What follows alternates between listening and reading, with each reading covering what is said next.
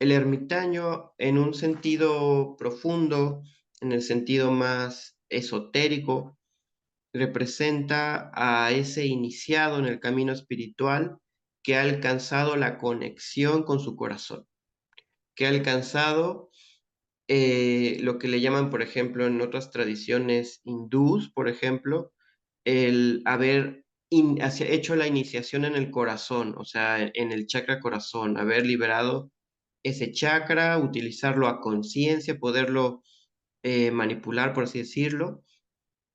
Por ejemplo, en la imaginación o en las visualizaciones cristianas, es este Cristo que señala su corazón y que tiene fuego, si lo han visto. Es muy, muy famoso, un Cristo que señala su corazón y el corazón tiene como un fueguito. Eso es la alusión a esa cámara secreta que le llaman también, que hay en nuestro corazón, en nuestro chakra anahata, y que solo se puede acceder cuando se alcanza esa conciencia y esa comprensión y esa elevación tanto de mente como de ser que permite entender ese amor infinito del cual este ermitaño lleva en su mano, en esa lámpara. Bueno, como hemos comentado en algunas otras ocasiones, el hexagrama, que aquí lo podemos notar, eh, representa al Sol en el centro y los distintos planetas a su alrededor, ¿no? Entonces, ese es uno de los significados. Otro es que el triángulo que va hacia arriba representa el elemento fuego, el triángulo que va hacia abajo representa el elemento agua, y pues obviamente el centro va a ser el balance entre esos dos elementos, ¿no? Y pues eso justamente es lo que representa también el ermitaño. Es esa conexión con la tierra, con lo terrenal, con lo microcósmico y con lo espiritual, con lo cósmico, con lo macrocósmico. Al final de cuentas, de aquí, digamos, nos estamos conectando con todo eso de em, la influencia cósmica, planetaria y demás, para poderlo también conectar con las cuestiones de nuestro planeta, de nuestro día a día, de lo material, de lo tangible. Entonces, este ermitaño, pues, representa justo ese estado de evolución, ese estado de conciencia, esa capacidad del humano. Algunas tradiciones o órdenes les llaman los adeptos menores. La teosofía me parece que les llama los maestros ascendidos. No sé, y creo que todas las tradiciones tienen un nombre especial para este tipo de maestros. O sea, ahora, digamos que este ya es un maestro. Antes uno no es nada hasta que llegue a este nivel, ¿no? Y pues bueno, la letra hebrea que le corresponde es la letra Yod. Esta letra significa mano. Entonces fíjense que justamente es una mano del ermitaño que sostiene el corazón y aquí escondido también como entre su, pues su ropa y todo este rollo, tiene aquí a la Yod, ¿no? Digo, con un poco de imaginación y así, pues, y mejor dibujado, disculpen, pues, no soy acá el Da Vinci que todo el mundo esperaba. Eh, pues se puede visualizar. Ahora, en un sentido práctico, a nuestro día a día, a nuestras cuestiones, ¿qué nos puede estar representando? ¿Qué puede estar simbolizando? Pues bueno, desde que uno tenga una actitud más introspectiva, alguien que tenga que retirarse un poco por un tiempo, tomar conciencia de ciertas cosas, mejorar a nivel interno, es buscar una especialización, porque también recordemos, Virgo, que está aquí presente, es el signo que le corresponde. Entonces, Virgo es un signo de tierra, pero que es regido por un planeta de aire, que es Mercurio. Entonces, Mercurio, digamos, al poder conectar con el macrocosmos, el microcosmos, lo interno, lo externo, y bueno, todo este signo Virgo que es tierra, que trabaja lo que tiene a su alcance, la materia prima que está a su alrededor, pues es bastante creativo, es bastante capaz de poder, mediante su mente, mediante su inteligencia, mediante sus capacidades intelectuales, crear cosas. Y no solo crear, sino poder ayudar con esas creaciones, ¿no? Servir a los demás. Por eso esa mano es importante, porque la mano es creativa, la mano crea, la mano hace cosas. No es la mano es nuestra herramienta de creación. O sea, por ejemplo, los músicos necesitan las manos, principalmente, pues, no sé, un pianista, un guitarrista, un violinista, ¿no? Un artista plástico necesita las manos, pues, para el detalle fino, no sé, un cirujano necesita las manos, pues, para ahí hacer las operaciones. Entonces, es por eso que la mano tiene ese significado. Y en el sentido de ponérselo al ermitaño, es de que esa mano debe de qué hacer, servir. ¿Para qué sirve que lleve esa mano? La lámpara, pues representa que esa mano ayuda al corazón, o sea, hace al amor incondicional, al servicio, al esparcir y apoyar esa luz, ¿no? Entonces, eso en una tirada también nos puede estar indicando, ¿no? Como quizás ser un poco más amorosos, ser un poco más empáticos, porque fíjense que el camino que conecta es entre Chesed y Tiferet, que es, viéndolo desde una perspectiva del árbol de la vida, es la mano misericordiosa de Dios, porque tal cual Chesed significa misericordia, con, que conecta con el corazón, con el sol. Entonces, el color incluso es azul porque Chesed es azul porque el color azul le corresponde a Júpiter. Entonces, todo tiene un sentido y fíjense cómo, si lo vemos desde esta perspectiva, pues está viendo en dirección a dónde, a Tiferet, el corazón. Hay cuatro seres en las esquinas. Cada uno está en dorado, tiene alas y tiene un libro. Sin embargo, solo uno es un humano. ¿Por qué? ¿Qué representa esto? Esto es una constante en el esoterismo occidental y se llama el tetramorfo. Es Acuario, Escorpión, Tauro y Leo. Ahora, como dato curioso, vayan a la eh, iglesia más cercana que tengan y vean hacia arriba la cúpula y muy posiblemente vayan a ver estas mismas figuras, si es que nunca habían prestado atención. ¿Y por qué tienen estos libros? Bueno, porque también en un sentido judio-cristiano se atribuyen a los cuatro evangelistas, a los cuatro que hicieron sus evangelios, ¿no? Júpiter, como vemos aquí, es el planeta que le corresponde a esta carta. Entonces, ¿Júpiter qué es? A nivel astrológico, Júpiter es esa energía, ese planeta que da, que aporta, que hace que las cosas crezcan, que prosperen. Se relaciona, por ejemplo, este planeta mucho con Zeus, con Júpiter justamente, que Zeus, bueno, Júpiter es Zeus, pero romano, eh, con toda esta figura del padre amoroso, dadivoso, proveedor, protector, poderoso, grandilocuente, sapiente, amoroso, ¿no? O sea, una figura masculina, porque si se fijan, dentro del árbol de la vida está en el lado derecho y correspondería, por así decirlo, a una mano dentro de esta estructura, ¿no? La cabeza, de cierta manera como los sombritos, la mano, estas serían como las piernas y acá los pies, ¿no? Obviamente viéndolo muy, con mucha imaginación, ¿no?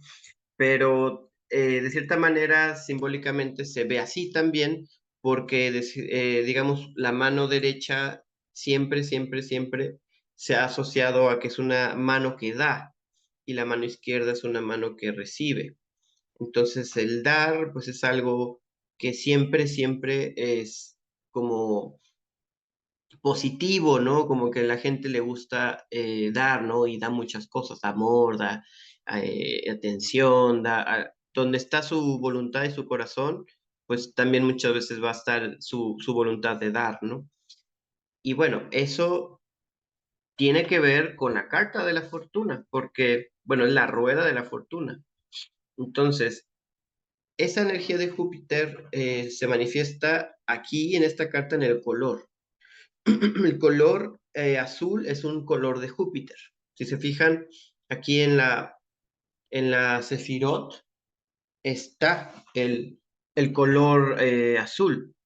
Y bueno, hay que entender esta carta porque tiene unos símbolos que pues no son tan coloquiales, no son tan comunes. Estas cuatro figuras que vemos aquí se le llama el tetramorfo. O sea, se tetra de cuatro y morfo de forma, ¿no?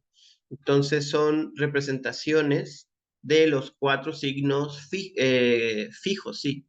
Escorpión, que es el Fénix, Acuario, Tauro y Leo. Y enmarcan la cruz zodiacal fija. Esa cruz zodiacal fija nos está indicando un espacio, nos está indicando coordenadas, nos está indicando un territorio, un lugar, ¿no? En este caso, el cosmos. Y en ese cosmos, ¿qué sucede? Pues bueno, hay energías que descienden y hay energías que se elevan y hay formas de poder estar también en un balance, ¿no? La serpiente aquí está representando una deidad que se llama Apophis. Apophis es un dios egipcio eh, asociado a la descomposición, a la destrucción, a todo ese tipo de cuestiones que destruyen, básicamente. Y este que todo mundo, con justa razón, confunde como con un diablillo, más bien es una deidad greco-egipcia que se llama Hermanubis. Y Hermanubis es una unión, un sincretismo de lo que es Anubis y Hermes. Por eso Hermanubis, ¿no? Y es una deidad que se considera es un psicopompo, o sea, hace una entidad que puede viajar entre dimensiones, entre mundos, ¿no? Por ejemplo, pues Mercurio, dentro de la mitología, era el que viajaba al inframundo, que viajaba a la Tierra, que iba a, ¿cómo se llama? Al Olimpo, es el mensajero de los dioses, por eso puede transportarse. Entonces, esa cualidad le llaman psicopompo en toda la literatura, ¿no? Y aquí la vemos asociado al Hermanubis, que está ascendiendo en esta rueda. Ahora, la esfinge que está aquí en medio representa obviamente todo este simbolismo de ser una guardiana de la sabiduría, porque en todos los textos antiguos las esfinges han representado tanto ser guardianas de la sabiduría como a la vez un símbolo de los cuatro elementos y el espíritu. ¿Por qué? Pues bueno, la esfinge tiene cara humana, que representa Acuario, tiene patas de toro traseras, cola de, ¿cómo era? No, garras de león y tenía alas. Entonces era una representación justo de una combinación de los cuatro signos fijos. La esfinge tiene esta espada. ¿Por qué la espada? La espada del conocimiento, de la sabiduría, siempre conectada simbólicamente con la espada. Y está arriba porque a través de qué? Del entendimiento, de la sabiduría, del conocimiento, puedes tú ver el panorama de la polaridad y decidir cómo fluir entre ambos, ¿no? porque naturalmente hay una energía que va a destruir y otra que va a crear, blanco, negro, positivo, negativo. Pero en esta rota, como vemos aquí en las palabras, R-O-T-A, y vemos las letras hebreas Yod, G, Bab y otra G, que es el tetragramatón, que representan los 4 elementos. Esta rota que a la vez es tarot, tarot, tarot, tarot, tarot, tarot, tarot, tarot. Es como una palabra que en realidad tarot no debería de llamarse tarot, debería de llamarse taro, pero la otra T está dando esa indicación de que es una rueda, de que es un ciclo también. Entonces aquí está es explícito. Esto, por ejemplo, lo explica Eliphas Levi en su libro de Ritual y Dogma de la Alta Magia, ¿no? Eh, es un libro bastante interesante, donde explica toda esta cuestión de la palabra taro, orat, rota, ator, también son palabras de poder, son palabras mágicas, al igual que Yod He Vav He. Vamos ahora a ver estos como especie de, como si fuera una rueda, y estos fueran los rayos de esa rueda, esa que mantienen que la estabilidad en todo digamos, un neumático. Aquí vemos el símbolo, el glifo de Mercurio, de el azufre, de la sal y de Acuario. ¿Ok?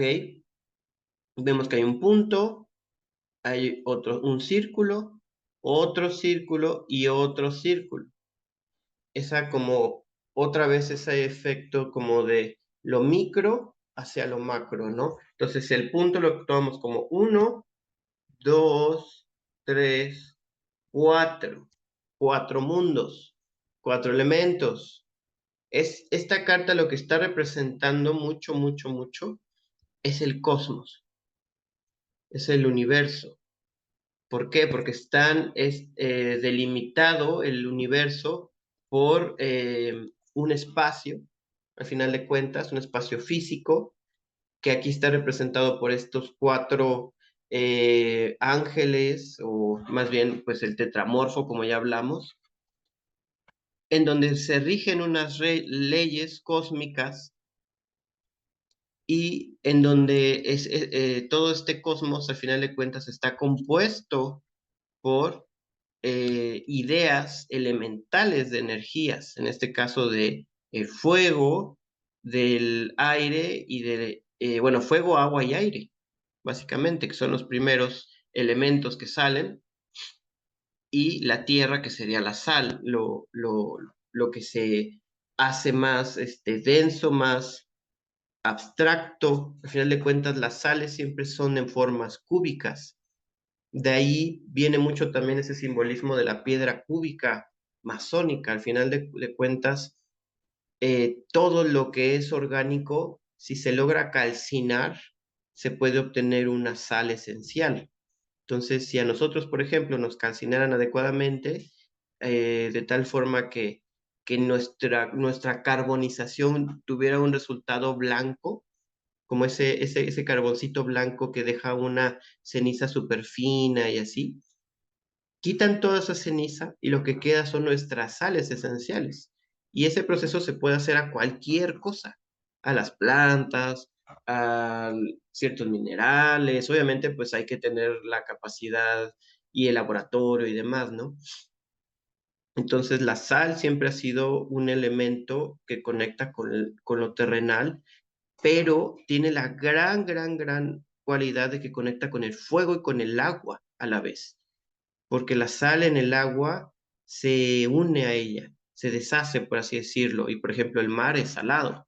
Sin embargo, la sal tiene esa facultad pues tan de fuego, ¿no? En su sabor, en su sequedad, en eso que cuando estás en el mar se te hace chicharrón la boca, pues bueno, es parte de esas cualidades del fuego.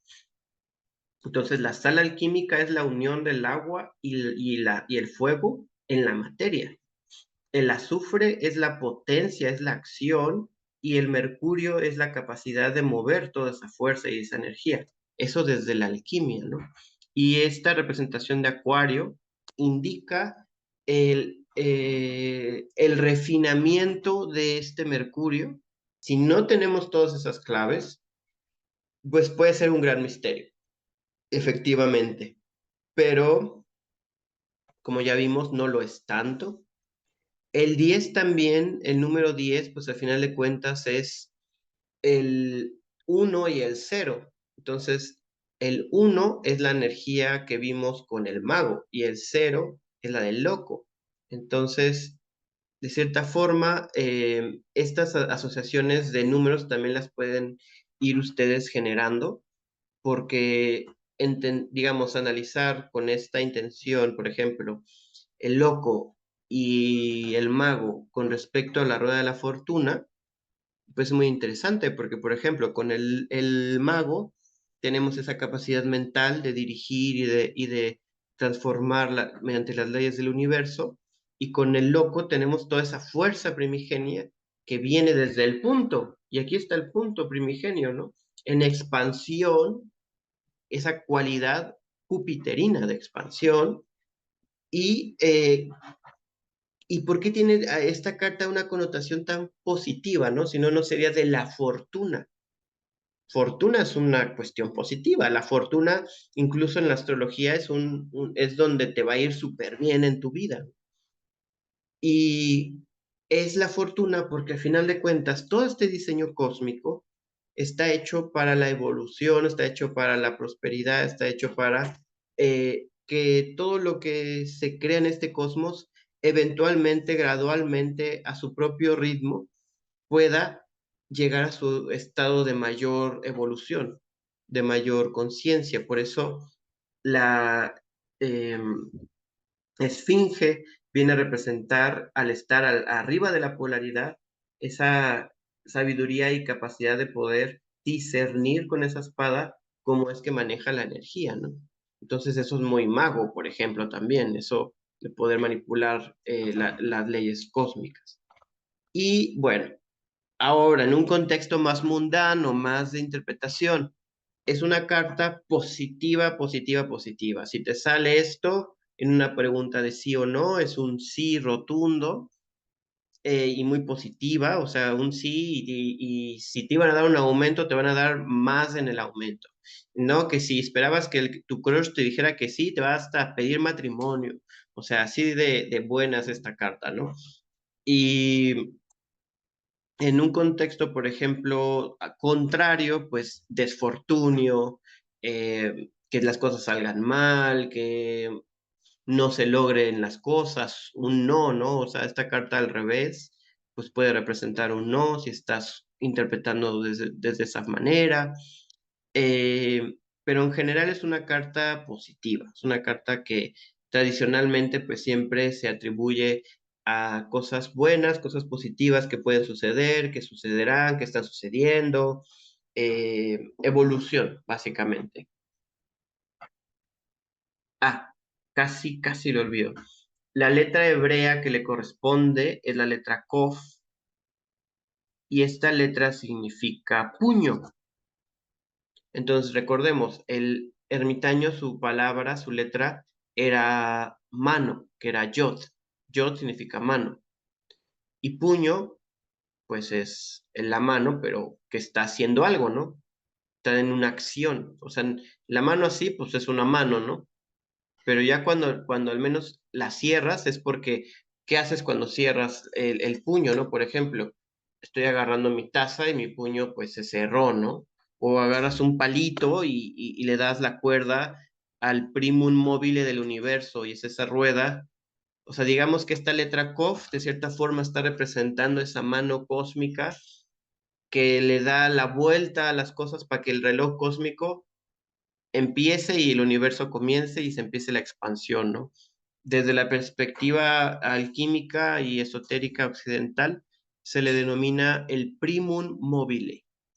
Es muy común en textos de alquimia, primum mobile, o primer movimiento, o primera fuerza, el primum mobile. Si quieren investigar más de eso, es muy interesante esos conceptos. Y bueno, esta carta, pues de cierta manera está representando también eso, porque al final de cuentas, esta rueda que Eliphas Levi también le llama la rueda de Ezequiel, porque es una interpretación de toda esta combinación de los cuatro elementos y las miles de formas que se pueden conjugar con esas fuerzas y con esas polaridades. Entonces es una carta muy interesante. Y Chesed es esta Sefirot que habíamos comentado, próspera, la misericordia, y Netzah es gloria, me parece que se llama la gloria, o victoria, no me acuerdo bien ahorita. Vamos a meternos para ver. Mira, aquí tenemos los siete, pero bueno, Netzah, no sé si diga por ahí que Netzah, victoria, esta es la victoria, se llama victoria Netzah. Es el significado de esa palabra en hebreo. Y pues estamos combinando o uniendo dos cosas muy positivas. Es por eso que esta carta pues es así de positiva. No podría ser de otra forma. Entonces digamos que esta región del árbol de la vida es una región muy, muy chida. Aquí vive la gente que se la pasa felices y alegres en este árbol de la vida. Muy bien, pues entonces pasemos a la siguiente carta, que sería la 11ª. Muy bien, la justicia. Aquí es interesante analizar la carta desde la perspectiva simbólica, siempre, obviamente, de las columnas. Estas columnas que tenemos aquí, las hemos visto en otras cartas, ¿verdad? En la suma sacerdotisa, por ejemplo. Entonces, ¿qué representan? La polaridad, lo positivo, lo negativo, blanco, negro, etcétera, ¿no? Esta figura está de rojo en este caso. En la suma sacerdotisa era azul, porque estábamos hablando de cuestiones eh, místicas, emocionales, sentimentales, subconscientes, más lunares justamente, porque pues bueno, es toda esa conexión lunar. Aquí, con el signo de Libra, que es un signo armonizador por naturaleza, y que tiene una gran conexión con el otro, con las relaciones, con yo y los demás. Entonces, esa balanza que siempre se ha representado al signo de Libra, justo habla de eso, habla de la conexión que se tiene siempre con los demás, que es algo vital para los Libra. Para los Libra, por ejemplo, es muy, muy complicado el estar totalmente aislados o solos o no sentir que haya una conexión por ahí con alguna persona, porque tal cual su misión de vida es relacionarse con las personas. Es su manera en la que aprenden, ¿no? En la que van creciendo y construyendo y evolucionando. Y aquí en este arcano, el que ese signo esté correspondido con esta carta, nos está hablando, sí, de todo ese aspecto de Libra, pero también de este aspecto de misericordia y de justo, más que justicia, fíjense, yo creo que ese es un nombre, la justicia es pues una idea, una palabra muy humana, muy del humano, porque en realidad a nivel macrocósmico, para nosotros podemos quizás hablar de que los científicos de tal telescopio descubrieron una colisión de dos planetas y que fue hacía no sé cuántos miles de años luz y es toda una catástrofe en esa zona del cosmos, ¿no? Y uno como humano podemos pensar, oh por Dios, qué tragedia, qué locura, qué intenso que dos planetas hayan chocado entre ellos y haya toda una colisión, ¿no? Sin embargo, a un nivel y a una escala macrocósmica, no tenemos esa visión o esa, ni siquiera el tiempo de vida para poder ver qué es lo que va a pasar después. Entonces, en lo personal estoy más afinado con decirle a esta carta ajuste más que justicia. Es distinto. La justicia es algo muy, muy humano porque hay un juicio, hay una valoración, hay toda una cuestión ética y moral, ¿no? Pero en el ajuste es toda una cuestión eh, energética que ni siquiera tiene que ver con nosotros, tiene que ver con el autorregulamiento del cosmos. Entonces, esta carta, por ende, está también muy conectada con la famosa ley de causa y efecto y con toda la cuestión de lo que es el karma, ¿no? Cuando algo está en total balance, está estático, está inmóvil. Y eso es igual a muerte, ¿no? Algo que está totalmente estático a nivel energético, pues no tiene vida, ¿no? En cambio, el ajuste es algo que se va, ay, se me pasó, ay, le pongo un poquito, ay, y genera un movimiento, y si lo vemos desde una balanza, eso genera una onda, eso genera ese movimiento ondulante, y pues esto es muy simbólico porque a su vez, pues tiene que ver con esa conexión de la vibración y bla, bla, bla, ¿no?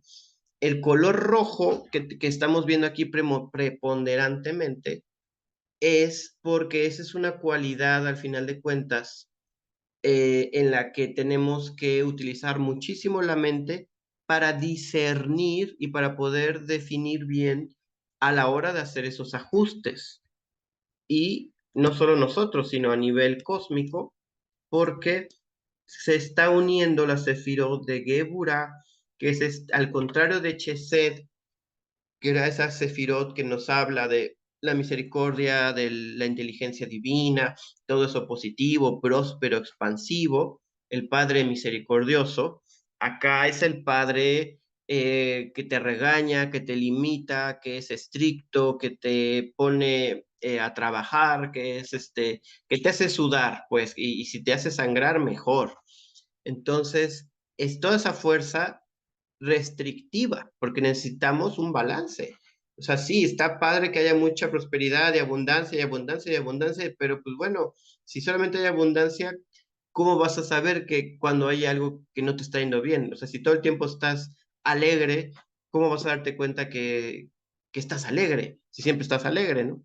Entonces, por puro balance cósmico, se necesita esta energía restrictiva, esta energía contraria a eso que para todo el mundo puede ser muy agradable, pero en este caso, al conectar con justo el balance que es diferente, el corazón, el sol, al unir desde esa parte estricta, severa, porque Geburah significa rigor o severidad, ese es su significado en español, Tiferet, que es este esplendor, no es cierto, belleza, esplendor es hot, Tiferet es belleza. Bueno, a mí se me hace muy bonito porque, pues fíjense, cómo la unión entre el rigor y la misericordia genera belleza. Entonces, no sé, me viene, por ejemplo, algún arte marcial que ya cuando ves así al maestro Shaolin haciendo sus demostraciones increíbles, pues dices, wow. Y pues eso no pudo haber existido si no hubo un rigor, una disciplina, una parte estricta y pues también pues mucha voluntad y mucha capacidad también de la persona, ¿no? Y genera una belleza, o en cualquier arte, ¿no? Cualquier arte pues tiene esa belleza. Y aquí, en esta carta, pues bueno, justo eso es lo que se busca, el lograr esa armonía, el lograr ese balance, tal cual el nombre que le da la Golden Dawn es la hija de los señores de la verdad, el regidor del balance, ¿no? Y acá atrás, si se fijan, está este color amarillo, pues porque estamos conectando con el sol. Sin embargo, todo ese rojo que vemos, pues es por Geburah. Geburah es color rojo. Entonces es muy interesante también que analicemos estos colores, porque los colores a nivel subconsciente y a nivel psíquico nos pueden ayudar a atraer energías a nuestra mente. Porque esto es muy sencillo, es muy sencillo si lo vemos desde una perspectiva de correspondencias, que es la que maneja el tarot. Entonces, si esta energía roja estamos viendo que nos está hablando de esta fuerza, de este rigor, de esta severidad, Y quizás, por ejemplo, tú eres una persona muy noble, muy amorosa y que pues, la gente abusa de ti por eso y tú no tienes la capacidad de decirles, no, ya no te voy a ayudar, ya estoy harto de ti, me abusas de mí, no tienes esa fuerza interna, pues no te preocupes. Puedes invocar la energía de la justicia con esa intención. Ves la carta, ves los colores y internamente decretas, yo soy una persona que logra su justicia, que logra ajustar la energía en su vida. Cualquier decreto positivo, acuérdense, los decretos son primera persona, presente y positivo. Y puedes utilizar esa fuerza. También vestir los colores. Cuando tú vistes estos colores con esa intención, uff, hay un cambio, hay una diferencia. Y bueno, em, la letra hebrea que le corresponde es la Lamed, que la Lamed, como vemos, pues su forma también indica como una especie de conexión superior e inferior, un balance. Y pues bueno, aquí tenemos también esta representación de la mano que sostiene la espada, que podría ser Geburah, pero también la mano que sostiene la balanza, que al final de cuentas el poder comparar algo haciendo un juicio de valoración, pues de cierta manera te da el chance de ser, digamos, si desde una perspectiva muy humana, de tener un juicio, ¿no? Al menos tienes esa misericordia, ese corazón de que te digan, bueno, vamos a ver si sí es culpable o no este señor. Y pues bueno, si sí, pues córtenle la cabeza, ¿no? Pero si no, pues te salvaste. Entonces, un poco por ahí va esta energía, una energía de mucho, de constante balance a nivel energético. Es una carta positiva, es una carta que si ustedes están haciendo preguntas de sí o no, es una carta positiva. ¿Qué más? Pues creo que eso sería todo sobre esta carta. Muy bien, entonces, el colgado está empezando a demarcar todo un proceso que en el tarot se inicia, en el cual eh, la chispa divina que nos anima mediante el viaje que tiene en el alma particular de nuestra encarnación, pues entra en un proceso oscuro de autodescubrimiento y de conexión interna. El colgado simbólicamente podríamos representarle como esa iniciación, ese momento de iniciación. Y bueno, ¿qué es una iniciación? Simbólicamente una iniciación en cualquier tribu, en cualquier grupo humano, en cualquier asociación esotérica o mística religiosa, es un rito en el que simbólicamente mueres, en el que simbólicamente tú tienes que morir para renacer como otra persona, como otro individuo, como otro ser. Pero ese renacimiento es un renacimiento en el espíritu, más que en la materia. Entonces, si se fijan, este personaje ay, está eh, colgado, obviamente, de cabeza, pero tiene alrededor de su cabeza esta famosa aureola, que pues también puede ser un sol, o sea, es un sol que está atrás de su cabeza, simbolizando pues justo esa iluminación en su conciencia, en su mente, y al igual todo este cabello que, bueno, aquí no se aprecia bien, pero es blanco, el cabello sea blanco y él sea joven, indica esa experiencia que se le conoce dentro del esoterismo como gnosis. La gnosis es un estado de conexión con la inteligencia divina. Es esa conexión directa con esa inteligencia divina. Y pues bueno, en los ritos iniciáticos se pretende eso, porque pues simbólicamente la muerte es también un retorno un poco a la fuente de donde surgimos. Entonces, el provocarlo logra esa conciencia y esa unión o esas experiencias místicas, ¿ok?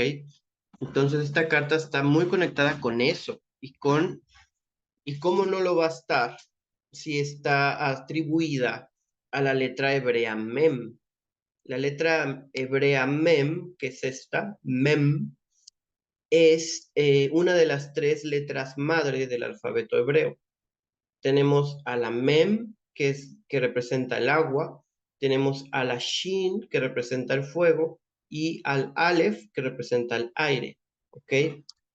En las cartas del tarot, pues el Aleph es el loco, la Shin es el juicio que está por contando. ¿Dónde Shin? ¿Dónde Shin? El juicio que está acá, que es el fuego, y la Mem, que es el agua. Esas son las tres letras madre. Y bueno, esta agua, ¿qué tipo de agua es? No es un agua común o el agua material, sino que es estas aguas lustrales, pues es ese akasha, esa energía etérica, espiritual, en la que el espíritu fluye. Entonces, es esta conexión profunda con esta energía del agua, del elemento agua, y es también una cuestión muy alquímica, porque aquí vemos, por ejemplo, en su forma de estar atado, está de cierta manera representando eh, una figura, es un símbolo, pues.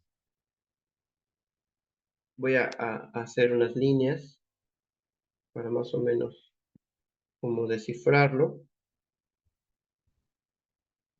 pero aquí se genera una especie de rombo y acá una cruz. Entonces, por los colores que son el rojo y el azul, esta cruz y este rombo tiene que ver con esa unión de ambos para lograr que el amarillo, que el amarillo es el mercurio.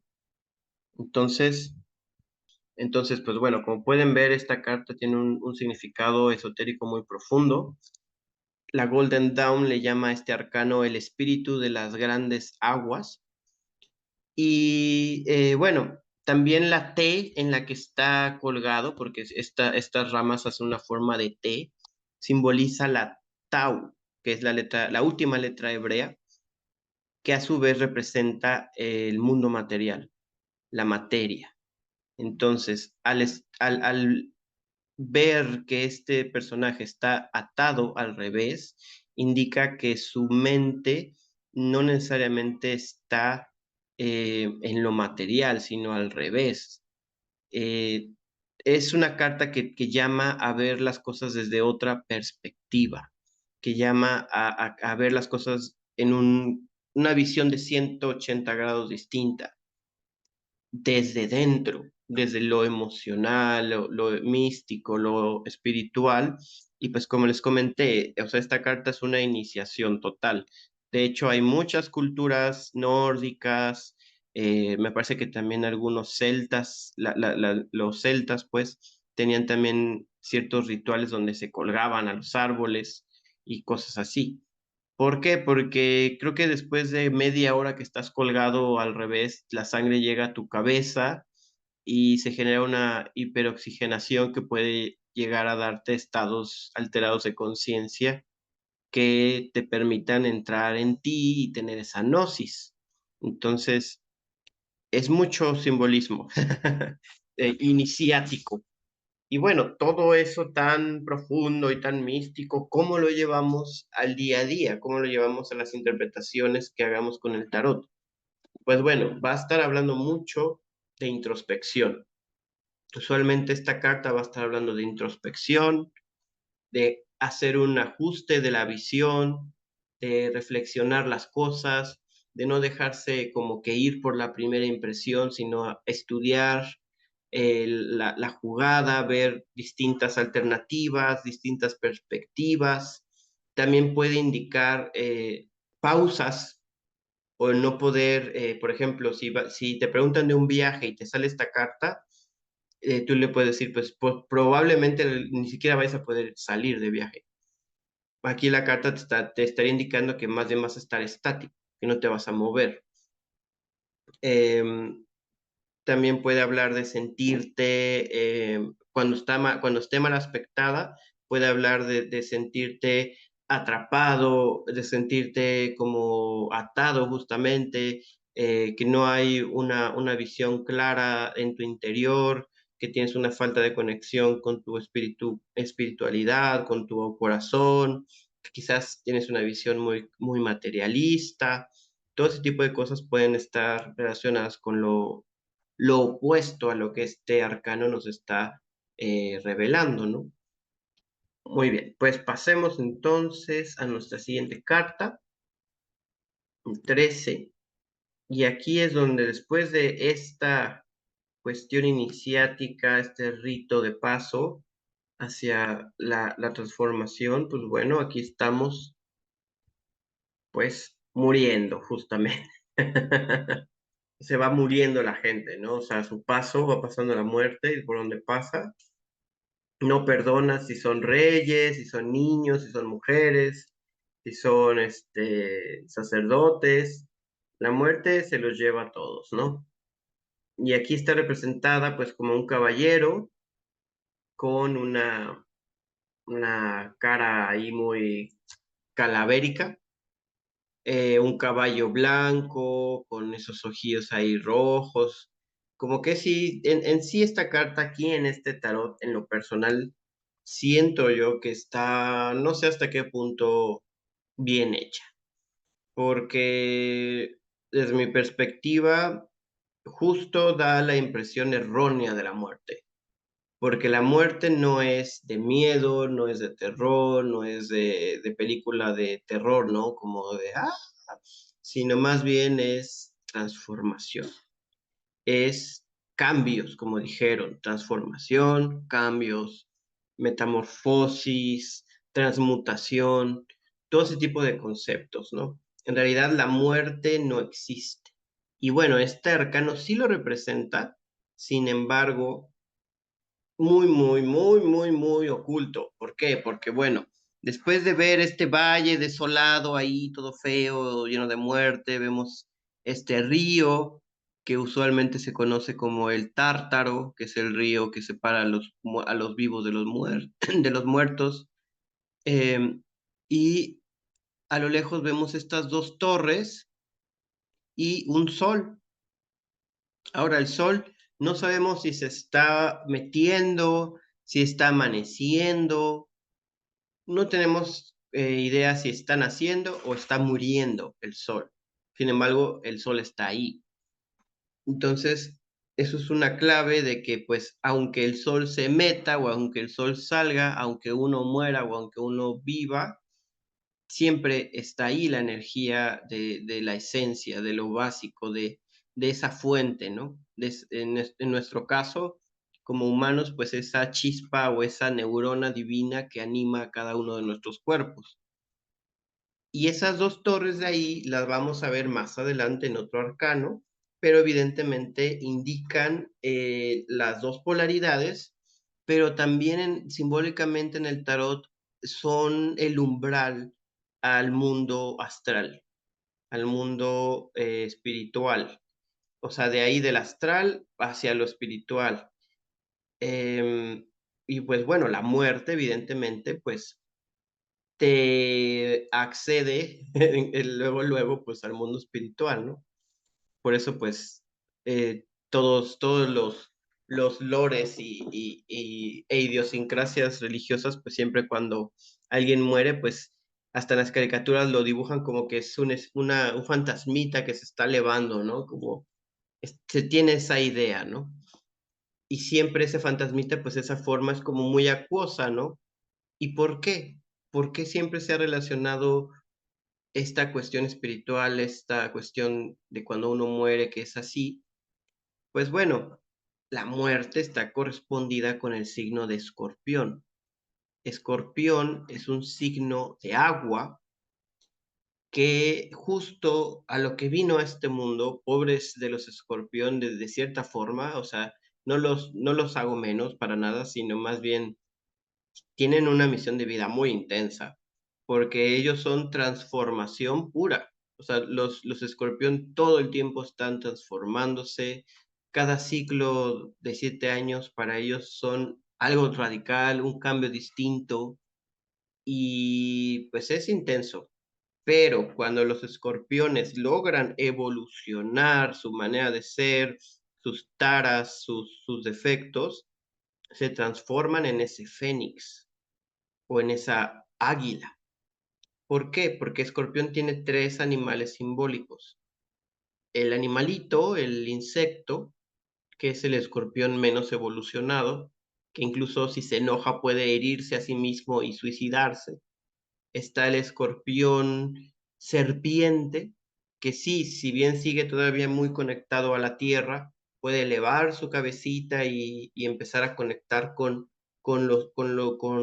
el cielo, por así decirlo, y el fénix o el águila, que todos estos animales son animales que se transforman, son animales que se regeneran. El escorpión sale de su exoesqueleto y tiene otro más grande, que se empieza a endurecer al poquito tiempo de que se quitó el primero y se va. Igual, por ejemplo, las langostas. Las serpientes, pues todo el mundo sabe que cada rato que van creciendo, pues entre las piedras se van quitando la piel vieja y la dejan así tal cual como si fuera un calcetín y se renuevan. Las águilas, yo no lo sabía hasta hace poquito, pero rompen cuando llegan a la edad de 40 años, rompen su pico y rompen sus garras. Y lo tienen que hacer porque si no, no les puede salir otro pico y otras garras para lo que les resta de vida. Entonces es un proceso de transformación y de maduración muy intenso para esos animales. Y el fénix, pues siempre ha sido ese animal mitológico que todo el mundo sabe que renace de sus cenizas, ¿no? Entonces esas ideas están más conectadas con esta carta, ¿no? Desgraciadamente aquí, pues bueno, desde mi perspectiva muy personal, yo considero que Edward White no logró esta carta, no la alcanzó como debió.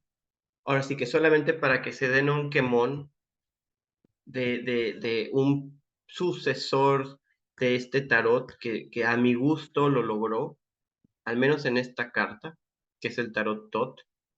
Y aquí si vemos la carta de la muerte, o sea, vean qué distinto es esto.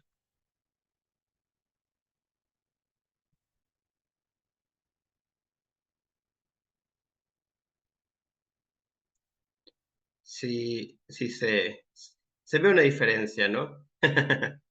No bueno, al menos a mí no me causa tal cual miedo, no me causa horror, no me causa así como, no, todos mueren, tragedia, sino que es como, órale, ¿qué está pasando ahí? Eso se ve que hay mucho movimiento, se ve que hay cambios, giros, todo tipo de cosas, ¿no? Pero bueno, este es otro tarot, eh, pues también yo imparto el curso si después lo quieren tomar, pero bueno, a mi gusto, Edward White no le dio al clavo con esta carta, es una opinión personal.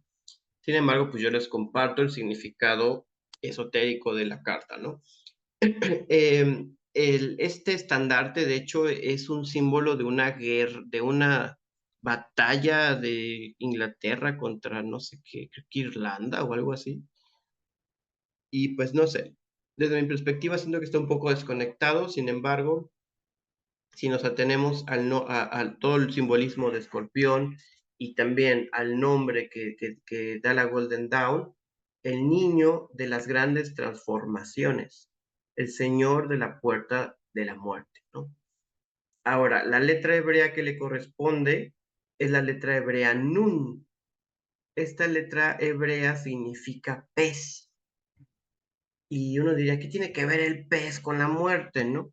Pues bueno, simbólicamente se ha simbolizado siempre a las almas con los peces. Por eso, por ejemplo, el famoso Jesús, el pescador de almas, ¿no? El pez, de cierta forma, esotéricamente es esa alma que atraviesa el mundo espiritual o que está pues en todo este pues, cambio físico de lo físico a lo espiritual, ¿no? Entonces es un símbolo del alma, el pez, los pececitos. Y en Nun, pues es eso, ¿no? Y también es interesante cómo la misma letra podría asemejar, por ejemplo, aquí como el escorpión, su cola y su aguijoncito, ¿no? Eso está chistoso, interesante. Y bueno, el número 13, el famoso número 13, ¿no? El número 13 de las transformaciones, de los cambios, justamente. Según tengo entendido, en el calendario maya tolteca es el último día, ¿no? Pues mira, ha sido más atinado con el simbolismo de la carta de la muerte, ¿no? Entonces, pues bueno, en una interpretación, ¿qué nos puede estar significando? Pues justo eso, cambios, transformaciones, que te sale en una cuestión de relaciones, pues bueno, no necesariamente la relación va a acabar, se puede transformar en otra cosa, quizás en algo mejor, o quizás se vuelven amigos, no sé, ¿no? O en una cuestión de salud, no necesariamente se espanten, ¿no? De que, sale la muerte, se va a morir, oh por Dios. Puede ser que sí, que en alguna ocasión sí llegue a hablar de eso, pero usualmente puede hablar que va a haber o que existe una intervención que genera cambios, que genera grandes transformaciones, a veces positivas, a veces negativas. Esta carta es una carta que en sí o no es un no, pues por toda esta connotación que siempre se le ha dado a la muerte, ¿no? Pero pues bueno, ya se le cargó negativamente. Sin embargo, pues la muerte per se no es algo negativo, pero esta carta, si te sale en una pregunta de sí o no, es un no. ¿Qué más? Pues ahora sí que cuando te sale volteada, pues podría ser un sí, si estás jugando de esa manera con tu tarot. Y también en los significados, pues va a hablar de que nada va a cambiar, de que las cosas se van a mantener estables, de que no va a haber transformaciones, de que pues básicamente todo se queda como está. Y pues bueno, siempre obviamente hay que tener en cuenta en la interpretación los contextos de las preguntas, de las situaciones, de los consultantes, para poder correlacionar estos significados de una mejor manera con la interpretación. Estamos uniendo la 6 con la 7. Netzah es la energía de Venus, también corresponde con Venus, y significa victoria. Entonces, esta parte de nuestra mente creativa, es toda esa parte que tenemos en nuestra mente que es muy artística, muy imaginativa, muy sensible, que también le gusta mucho complacer como sus deseos o ver cosas bonitas. Ese tipo de cuestiones son mucho de Netzah, esa energía. Obviamente todo lo bello, todo lo simétrico, todo lo artístico, todo lo agradable entra mucho dentro de esta Sefirot. Sin embargo, el 7 es un número de fin de ciclo y por ende también suele ser inestable. Los 7 son como estos números que ya quieren llegar al 8, o sea que como 7 no duran mucho. O sea, los 7 son números que simbólicamente no duran mucho porque quieren llegar al siguiente nivel ya. O sea, ya como que, digamos, el tarot mismo se divide en 7, o sea, está el loco, que está aparte porque es el 0, pero del 1 al 7, del 14 al 22. Entonces ahí se tienen las divisiones, los 7 de la semana, los 7 colores, los 7 planetas. Entonces ese fin de ciclo pues tiene mucho sentido con la muerte y que ese viaje se vaya hacia el sol, como vemos este sol, que es esta conexión con el corazón y con lo espiritual, pues también tiene sentido en este sendero, ¿no? Al final de cuentas, pues es algo muy, muy acuoso, y por eso vemos este río que está aquí, mucho de escorpión, pero se conecta con, al final de cuentas, con el corazón. Y ahí se ve también el corazón en este sol que simboliza Tiferet. Interesante, ¿no? Cómo los arcanos ahí esconden de cierta manera el mapa del árbol de la vida.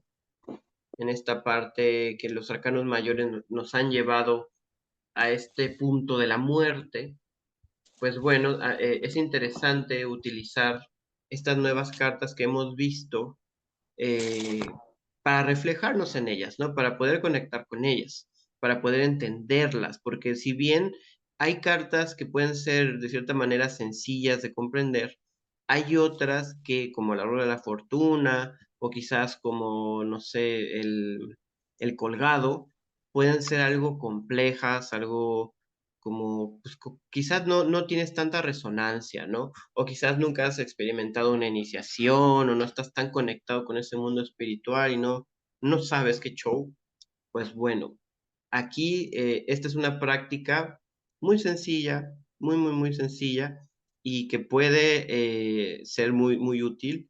Y para la gente que es muy sensible, le va a funcionar muy rápidamente y es voluntariamente, intencionalmente dormir con la carta que más dudas tenga o que más difícil sea y ponerla abajo de la almohada y dormirse.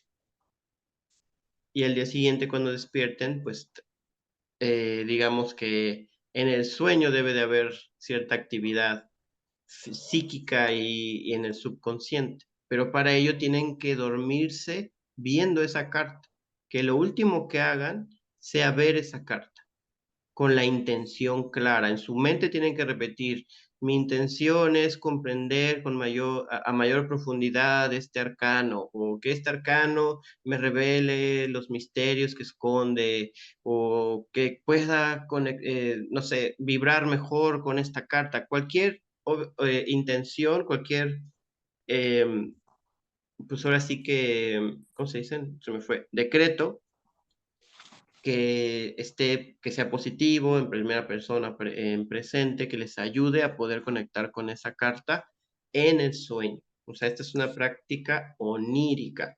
Y bueno, obviamente les puede servir tanto a esta cartas o cualquier carta del tarot, ¿no? O cartas incluso, ¿no? Quizás haces una combinación, no sé. O sea, ahora sí que la imaginación, la creatividad es el límite. Yo les propongo, pues, con la carta que no entiendan mucho qué onda, pues oníricamente hagan este ejercicio. Pero sí es muy importante que se duerman con la intención en la mente, al igual que la imagen de la carta. Eso es crucial, eso es clave, porque si no, es posible que la práctica no se dé. Y es posible que si no han tenido mucha experiencia con los sueños, pueda tardar un poco en darse ese sueño especial, por así llamarle, ¿no? Entonces, yo les invito a que lo hagan. Es muy interesante. Pasan cosas muy interesantes en los sueños. Y, pues bueno, es otra manera de poder también sacarle más información a estos arcanos, porque como trabajan totalmente con el subconsciente, cuando nosotros soñamos, estamos mucho en esa parte subconsciente de nuestra mente.